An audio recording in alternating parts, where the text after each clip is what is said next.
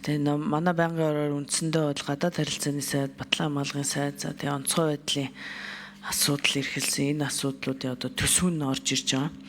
Тэгээ би онцлоод бас гадаад харилцааны яам бас айгуу сайн ажиллаж байгаа бас онцлон дурдмаар байна. Манай эмэгтэй сайд ерөн сүүлийн жилүүдэд Монгол улсын гадаад дуудлагыг ямар түвшинд хүргэж ирж байна. Бусад бүх салбарууд бас энийг анзаарах ёстой. Ерөн заавал барилга башин хөрөнгө оруулалт гэлгүүгээр ажлын үр дүн яаж гаргаж болдгийм бэ гэдэг бол манай гадаад харилцааны салбарт одоо маш тод харагдаж байна. За гадаад харилцааны салбар болон Батлан хамгаалгын салбар хоёрын нэг зүйлийг би онцлон та бүхэн хараасаа гэж хүсэж байгаа.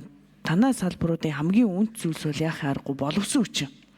Тэгэхээр барилга байшин гэхээсээ илүүтэйгээр ямар нэгэн хөрөнгө мөнгөний нэмэгдэл, хөрөнгө оруулалт гэхээсээ илүүтэйгээр боловсон хүчнийхаа цалин хангамж гэдэг дээр анхаарах нь зүйтэй юм болов уу? Дотоод одоо зардлуудаа шилжүүлэх аргаар яаж илүү энэ салбарын боловсон хүчин бол Монгол улсын одоо аюулгүй байдлыг хангах ийм боловсон хүчиндээ сайн анхаараарай гэж хүсмээр байна. За өнгөрсөн жил мөн байнгын орооны хурал дээр би хэлжсэн Батлан хамгаалгын сайдад одоо шинэ сайд байна. Дахиад нэг зүйлийг хэлье. За Монгол улсын хэвлэл мэдээллийн эрх чөлөөний тухай хуульд 4-р зүйлд юу гэж заасан бэ гэхээр төрийн байгууллага өөрийн мэдэлд хэвлэл мэдээллийн хэрэгсэлтэй байхыг хориглоно гэсэн байдаг. За Батлан хамгаалгын салбар өөрөө дотроо нэг сонинтой байгаад байгаа.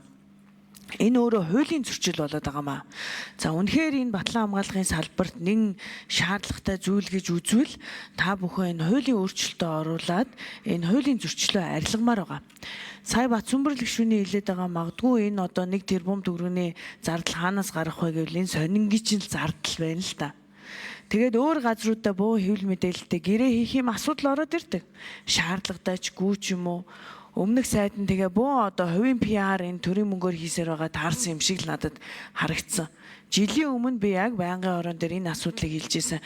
Дахиад шинэ сайданд давтаж хэлье. Энэ эсвэл хуулийн зөрчлөө арилга, эсвэл хуульдаа нийцүүлээд энэ төрийн байгууллага өөрийн мэдэлд хэвлэл мэдээллийн хэрэгсэлтэй байхаа болоо гэж хэлмээр байна. Энэ аюулгүй байдал гадаад дуудлагын энэ байнгын орооны эдгээр зүйлсүүдийн одоо би зүйл заалт бүрээр ингэж төсөн мөнгийг нь нарийн ярих нь бол дэмий гэж үзэж байна. Ягаад гэвэл энэ хоёр салбар харьцангуй одоо 50 төгрөгийн зардалтай амиг бараг 100 төгрөгийн өгөөжтэй ингээд дотроосоо салбар өөрөө одоо өөрийн дотоод хүчээ зарцуулаад хийдэг учраас ингээд зүйл заалт бүрээр нь ярихаас илүүтэйгээр ийм зарчмын юмн дээр та бүхэн онцгойлон анхаараасаа гэж хүсье. За харин онцгой байдлын хувьд бол жоохон өөрөө онцгой байдлын салбар жоохон улс төрчгөөд байгаа шүү. Би одоо хөдөө орон нутагт ажиллаж байсан аймгийн засаг даргын хувьд хэлэхэд аймаг орон нутагт байгаа удирдлагууд нь хэдэн хотоос ирсэн дарга нарт үйлчилж байгаа мэтэл ингээл ажилдаг. Яг аймаг орон нутгийнхаа ажил гэхээсээ илүүгээр хотоос энэ дарга ирж гин одоо ингэж амруулах хэвээр зугаалуулах хэвээр байдлаар ингэж ханддаг байдлаа бас онцгой байдлын салбар анхаармаар байгаа шүү. Энийг одоо би жилийн өмнө ч мөн одоо адил хэлжсэн жилийн дараа дахиж одоо адилхан хэлж байгаадаа ер нь харамсаж байна. Энэ байдлууд ялангуяа одоо энэ үйлжилт хүнд болох гээд байна. Тэгэхээр энэ улс төрөөс ингээд аймаг орон нутгийг тэр гишүүний энэ гишүүний гэж ялгалгүйгээр одоо надад үйлчлэлтээрээ илүү шинжлэх ухаанчаар илүү улс төрч байдалгүйгээр хандаж нарийн ороосоо гэж хүсмээр байна. За, Болормогчонд баярлалаа.